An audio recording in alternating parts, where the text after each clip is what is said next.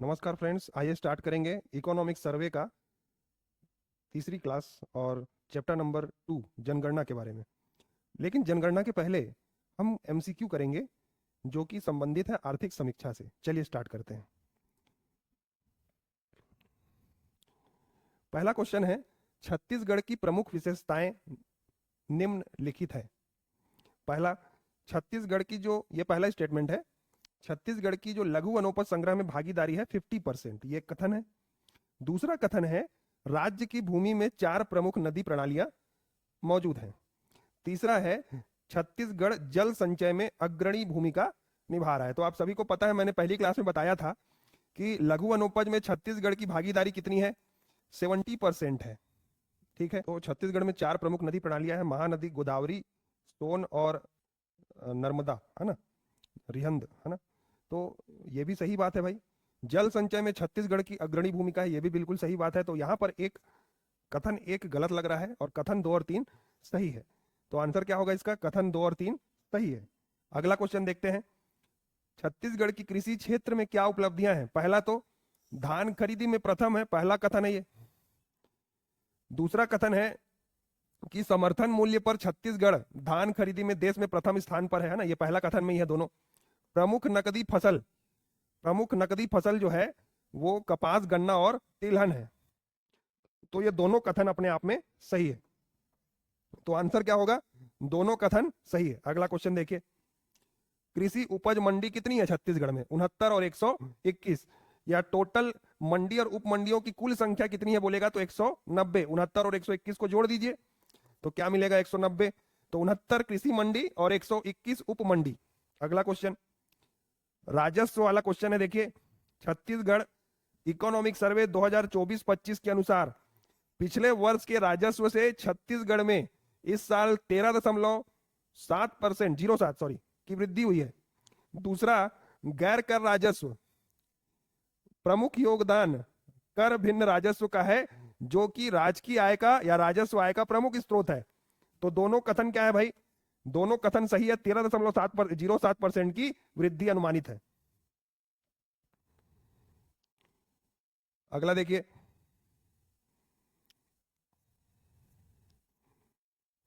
अगला क्वेश्चन 5वां क्वेश्चन है,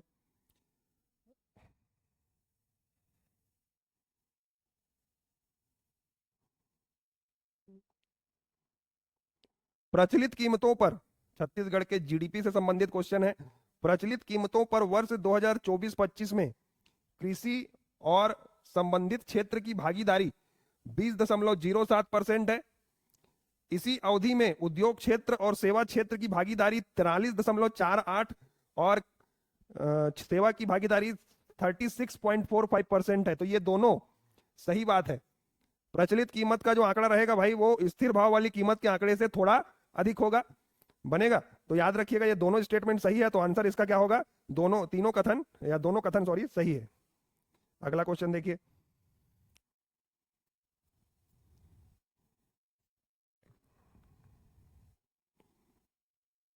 क्वेश्चन नंबर 6 और 7, ठीक है, क्वेश्चन नंबर 6 और 7 है ना, एक साथ है, या आप इसको डाटा को याद रखना है भाई, इंपॉर्टेंट डाटा है। सेवा क्षेत्र में 2024-25 में छत्तीसगढ़ की सर्वाधिक वृद्धि दर सेवा क्षेत्र में हुई है और कितनी है, 8.54%। तो ये सही है।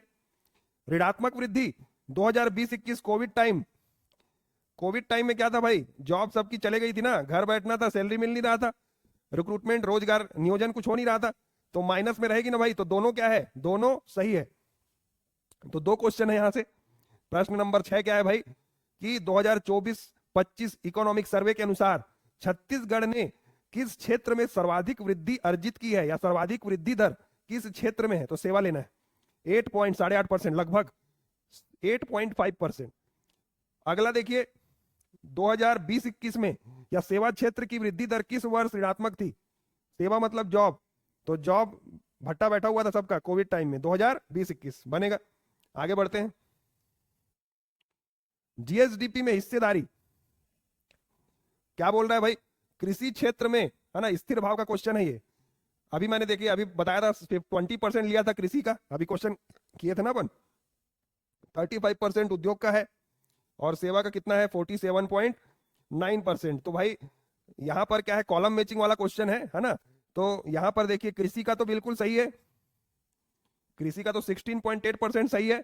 और आपको पता है कि भाई छत्तीसगढ़ में सर्वाधिक वृद्धि दर किसकी है ना, तो उद्योग की है। तो उद्योग का कितना दिया है 35.3%, तो रॉन्ग। और ये उद्योग का कितना होगा, ये होगा उद्योग का 47.9%। और सेवा का कितना होगा, सेवा सेकंड नंबर लगभग 35.5% बनेगा। चलिए आगे देखते हैं क्वेश्चन। क्वेश्चन नंबर 9 औसत वृद्धि दर की बात कर रहे हैं, एवरेज। तो देखिए कृषि का औसत वृद्धि दर है लगभग 5.3%। कितनी है 5.3%। उद्योग का कितना है लगभग 5.89%, लगभग 5.9% बनेगा। और सेवा क्षेत्र का कितना है भाई 6%, लगभग 6% बनेगा। तो यही है भाई आंसर। कृषि क्षेत्र का कितना है 2012 से लेके 2024-25 में औसत वृद्धि दर कितनी है ये पूछ रहा है। तो कृषि का कितना है भाई 5.3% याद रखना है ना। उद्योग का कितना है, उद्योग का 5.9% और सेवा का कितना है 6% बनेगा। तो सेवा का सबसे ज्यादा है ना, उसके बाद उद्योग का लगभग उसके बराबर है और कृषि का कितना है 5.3%। तो याद रखिएगा 5.3 किसका है, एग्री का। ये औसत की बात कर रहा है 2012 से लेके 24-25 तक का ना, 12-13 से 24-25 तक की एवरेज औसतन वृद्धि दर निकाला है।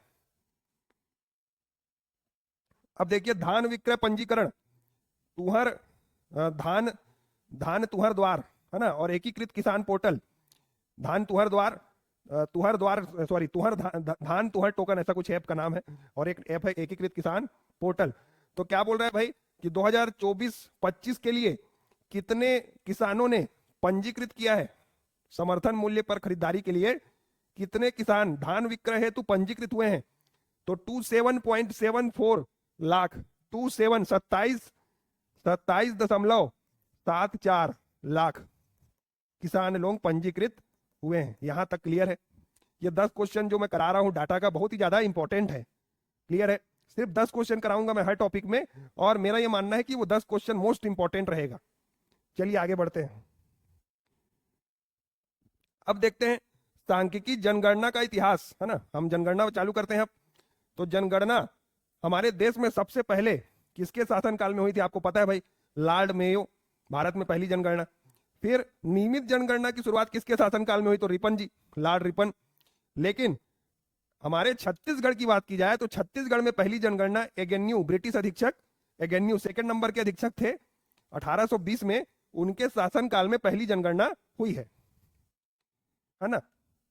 और आपको पता है भाई कि 2001 में हुई पहली जनगणना, मतलब हमारे छत्तीसगढ़ राज्य बनने के बाद 2001 जनगणना हुई, फिर 2011 और 2021 तो अभी तक उसका डाटा आया नहीं है और हुई नहीं, कोविड के कारण से डिले हो गया, बनेगा। तो छत्तीसगढ़ में कितनी नियमित जनगणना हुई है, राज्य बनने के बाद तो 2 ही लेना है, बनेगा। तीसरी वाली तो हुई नहीं है ना। चलिए आगे बढ़ते हैं। राज्य निर्माण बनने के बाद छत्तीसगढ़ की पहली जनगणना कब हुई, 2001 में। और जनगणना कार्यक्रम, जो हमारे देश में जनगणना कार्यक्रम है उसको संचालित कौन करता है, तो उसके लिए ऑफिसर का नाम है office of the registrar general. इसका काम ही है भारत में जनगणना कराना, बनेगा। प्रत्येक 10 साल में नियमित जनगणना की शुरुआत लॉर्ड रिपन के शासनकाल में हुई थी। आगे बढ़ते हैं। अब देखिए नगर जनगणना जब हम कैलकुलेट करते हैं या पढ़ते हैं तो उसमें बहुत प्रकार के नगर होते हैं, वर्गीकरण। जनगणना के अनुसार नगर के वर्गीकरण को हम डील करेंगे। तो देखिए पहला होता है टाउन। ये टाउन, टाउन का मतलब क्या होता है, ऐसा स्थान, ऐसी जगह जिसकी जनसंख्या 20,000 या उससे कम है, उसको हम किस में काउंट करते हैं, टाउन बोलते हैं, या उसको हम कस्बा बोलते हैं। प्रतिमानित नगर, जनसंख्या अगर किसी जगह की, किसी प्लेस की 20 से 50,000 तक है या उसके बीच है तो उसको हम क्या बोलते हैं, प्रतिमानित नगर बोलते हैं। अगला देखिए नगर, नगर जो होता है अगर जनसंख्या 1 लाख से अधिक है तो उस स्थान को हम किसमें वर्गीकृत करते हैं, नगर में। और अगर किसी स्थान की जनसंख्या 10 लाख को क्रॉस करती है, 10 लाख, मोर देन 10 लाख हो जाती है, तो उसको हम क्या बोलते हैं, महानगर। छत्तीसगढ़ में कोई भी महानगर का दर्जा नहीं मिला है भाई, छत्तीसगढ़ में वर्तमान में कोई भी महानगर नहीं है। अगला देखिए नगर के प्रकार 2011 जनगणना के अनुसार वैधानिक नगर, ऐसा नगर जहां पर स्थानीय निकाय द्वारा, मतलब स्थानीय निकायों का प्रशासन में इन्वॉल्वमेंट है या स्थानीय निकाय कार्यरत है, उसको क्या बोलते हैं हम? वैधानिक नगर। स्थानीय निकाय का मतलब क्या है भाई? नगर पालिका, नगर पालिका समिति, नगर निगम, छावनी बोर्ड। तो इन सब चीजों को जहां पर रखा जाता है या जहां कार्यरत होती है, उन स्थानों को, उन नगर को हम किस में काउंट करते हैं? वैधानिक नगर में। जनगणना नगर, जनगणना नगर क्या होता है? तो जनगणना नगर उसको बोलते हैं अगर किसी जगह की जनसंख्या 5,000 हो, कम से कम, अधिक होगी तो चलेगा, न्यूनतम जनसंख्या, मिनिमम पॉपुलेशन 5,000 होनी चाहिए। पुरुष कार्यशील जनसंख्या, पुरुष मतलब जो आबादी है उसका जो पुरुष वर्ग है ना, पुरुष वाला मतलब मेल वाला पार्ट, मेल पॉपुलेशन, वो आर्थिक गतिविधियों में संलग्न है, उसको क्रियाशील बोलते हैं। क्रियाशील जनसंख्या का मतलब होता है जो उत्पादन वाली गतिविधियों में, क्रिएटिविटी में इन्वॉल्व होते हैं, नियोजन में, उसको हम क्रियाशील जनसंख्या बोलते हैं। तो पुरुष कार्यशील जनसंख्या कितनी होनी चाहिए? कम से कम 75%। और जनसंख्या घनत्व यानी कि पॉपुलेशन डेंसिटी, मतलब प्रति वर्ग किलोमीटर में आबादी 400 या उससे अधिक होनी चाहिए। तो हमारे छत्तीसगढ़ में 2011 जनगणना के अनुसार 182 नगर हैं। कितने? 182। और अगर संवैधानिक नगर, वही वैधानिक नगर को ही संवैधानिक नगर भी बोला जाता है, वैधानिक नगरों की संख्या कितनी है? 168। और हमारे छत्तीसगढ़ में 43 जनगणना नगर है। जनगणना, तो डाटा याद रखिएगा, खैर उतना इंपॉर्टेंट नहीं है। अब ये प्रवास क्या होता है? प्रवास का मतलब होता है शिफ्टिंग। तो भाई जैसे आपको पता होगा आजकल गांवों से शहर की ओर पलायन हो रहा है लोगों का, तो गांव की आबादी शहर में शिफ्ट हो रही है और शहर की पॉपुलेशन क्या होते जा रही है? कम होते जा रही है, सॉरी बढ़ते जा रही है। ऐसा क्यों हो रहा है भाई? पहला तो पढ़ाई लिखाई के लिए और दूसरा रोजगार के लिए, दोनों के लिए गांव वाले क्या कर रहे हैं? शहर की ओर बस रहे हैं, शहर की ओर प्रस्थान कर रहे हैं। तो इसी स्थानांतरण को ही प्रवास बोलते हैं। तो प्रवास दो प्रकार का होता है, एक होता है आंतरिक प्रवास और एक होता है बाह्य प्रवास सॉरी। आंतरिक प्रवास का मतलब है भारत के अंदर एक राज्य से दूसरे राज्य में जब लोग बसते हैं, जाते हैं, तो उसको आंतरिक प्रवास बोलते हैं। जैसे आप बिलासपुर के हैं, बिलासपुर के कोई गांव में रहते हैं, बाद में आप रायपुर शिफ्ट हो गए, तो इसको आंतरिक प्रवास बोलेंगे। बाह्य प्रवास का मतलब है भारत का कोई व्यक्ति अगर फॉरेन में शिफ्ट हो जाता है, अमेरिका में बस जाता है या अमेरिका भारत छोड़ देता है, तो उसको बाह्य प्रवास बोलते हैं। बनेगा। अगला देखिए, जनसंख्या और घनत्व। 2011 जनगणना के अनुसार हमारे छत्तीसगढ़ की पॉपुलेशन लगभग 2.55 करोड़ है, लेकिन इकोनॉमिक सर्वे 2024-25 के अनुसार मार्च 2024 की स्थिति में हमारी जनसंख्या जो है हमारे राज्य की 3.08 करोड़ है ना, तो याद रखना है भाई। उसके बाद देखिए पॉपुलेशन डेंसिटी। पॉपुलेशन डेंसिटी का मतलब होता है एक वर्ग किलोमीटर में एरिया, सॉरी जनसंख्या। तो प्रति वर्ग किलोमीटर में 2011 में हमारी एवरेज, ऑन एन एवरेज हमारे छत्तीसगढ़ में आबादी कितनी थी? 189। और 2025 के आंकड़ों में अभी हमने काउंट किया है या जो भी सर्वे किया गया है, तो कितनी पाई गई है? तो 228 बनेगा। चलिए आगे देखते हैं। जबकि भारत की कितनी है? 2011 के अनुसार 382 है ना। तो छत्तीसगढ़ का याद रखिएगा 189, तो भाई 2011 जनगणना में था, अभी 228 हो गया है। और भारत का कितना था 2011 में? 382। ठीक है।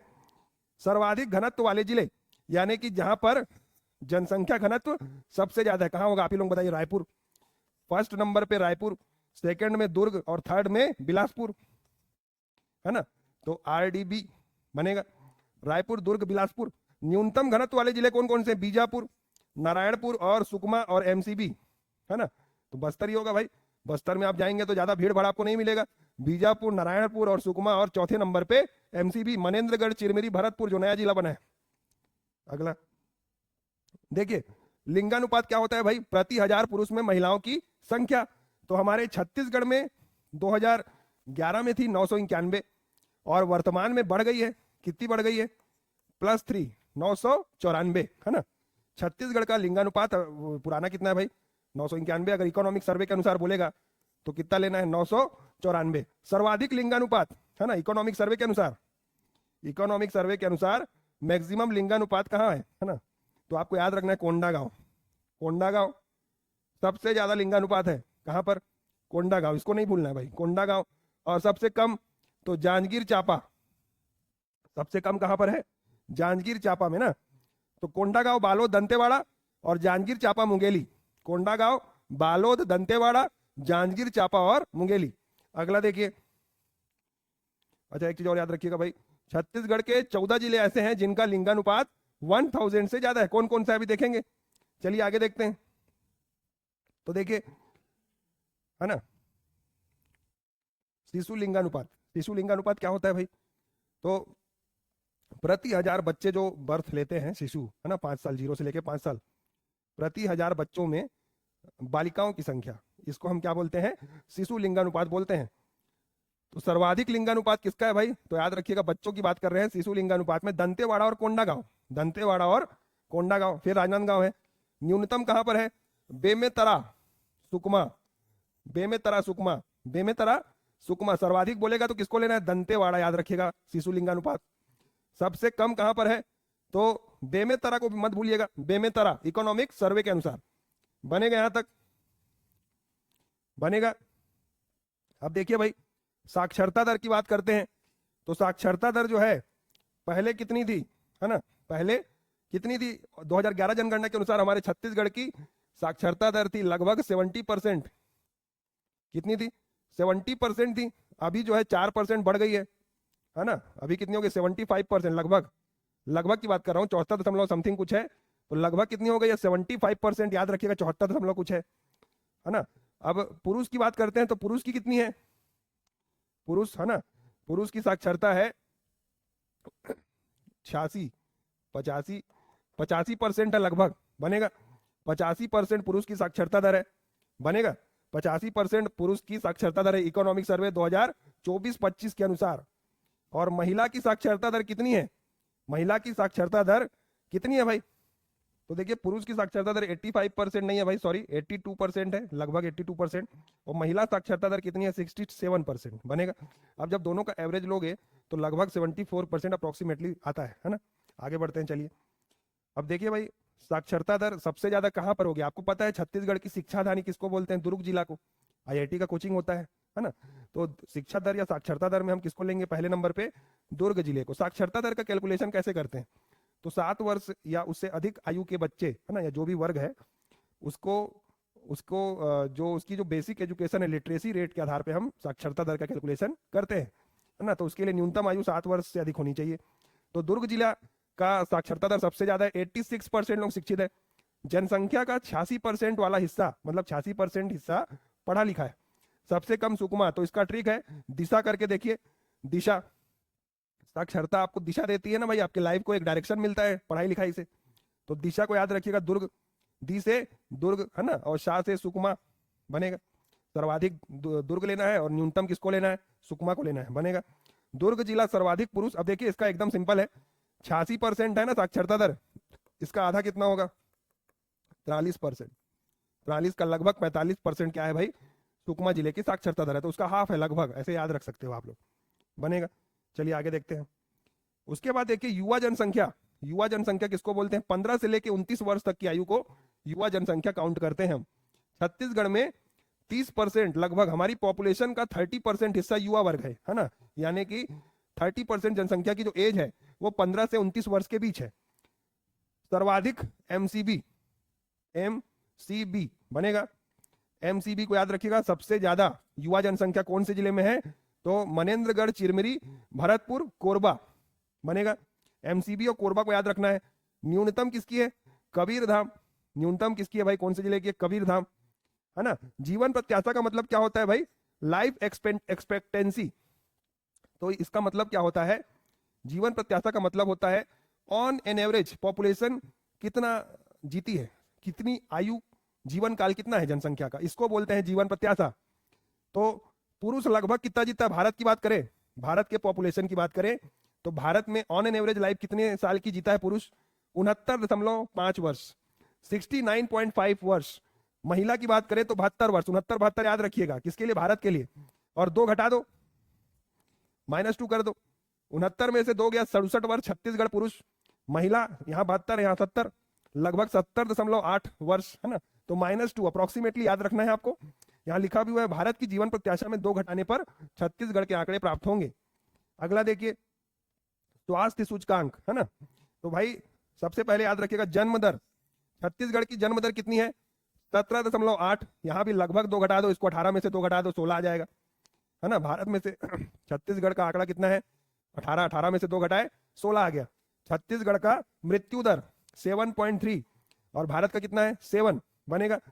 तो यहां पर देखिए आपको एक खास बात दिख रही है कि छत्तीसगढ़ का आंकड़ा ज्यादा है भाई भारत से, जन्म दर ज्यादा है भारत की, सॉरी छत्तीसगढ़ की, है ना। मृत्यु दर ज्यादा है, शिशु मृत्यु दर भी ज्यादा है बनेगा। उसका कारण है भाई हमारे छत्तीसगढ़ में कुपोषण बहुत खतरनाक है ना, फैला हुआ है कुपोषण, उसकी वजह से हमारे यहाँ क्या है भाई मृत्यु दर ज्यादा है भारत की अपेक्षा।